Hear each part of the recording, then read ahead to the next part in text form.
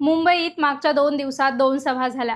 ठाकरेंच्या सभेत काय दिसलं तर 20 वर्षांनंतर एकत्र आलेल्या ठाकरे बंधूंना बघून भावनिक झालेला मराठी माणूस. तर महायुतीच्या सभेत दिसलं की ज्यांचं मुंबईत मतदान नाही, ज्यांना ते कोणाला ऐकण्यासाठी आले ते माहित नाही, ज्यांना मराठीचा मही माहित नाही, असे परप्रांतीय सभांना येऊन बसले. त्यामुळं ठाकरे बंधूंनी खरंच मुंबईतलं वातावरण फिरवलं का, अशा चर्चा होत आहेत. ठाकरे बंधूंच्या युतीची घोषणा झाली तरीही काही सर्वेंमधून अमराठी मतं महायुतीच्या बाजूने असल्याचं दिसलं होतं. त्यामुळे ठाकरे बंधूंना मुंबईसाठी मराठी मतं एक गठ्ठा मिळवण्याची गरज निर्माण झाली.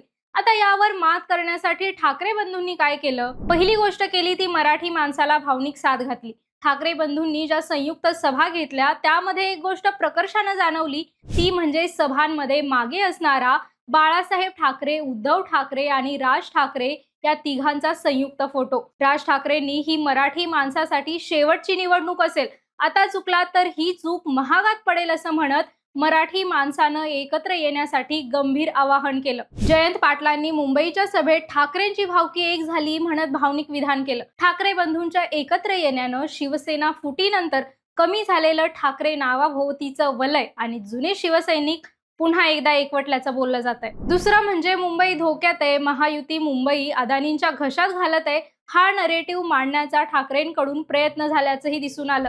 सभांमध्ये राज ठाकरेंकडून 2014 पूर्वी अदानींकडे असणारे प्रोजेक्ट्स आणि 2025 पर्यंत अदानी समूहाची वाढलेली व्यापकता दर्शवणारे काही फोटो व्हिडिओज दाखवण्यात आले. तिसरं म्हणजे यावेळी ठाकरे बंधूंनी मतदानावेळी काही गोंधळ होऊ नये किंवा दुबार मतदारांना रोखण्यासाठी नियोजन लावल्याचंही राज ठाकरेंनी बोलताना सांगितलं. त्यामुळे संघटनात्मक पातळीवर देखील मनसे आणि शिवसेना उद्धव ठाकरे गटानं यावेळी तयारी केल्याचं सांगण्यात येत आहे. मात्र सभांमधली ही गर्दी ठाकरे बंधूंना मतदान केंद्रांपर्यंत आणि शेवटी विजयापर्यंत घेऊन जाईल का? तुम्हाला काय वाटतं?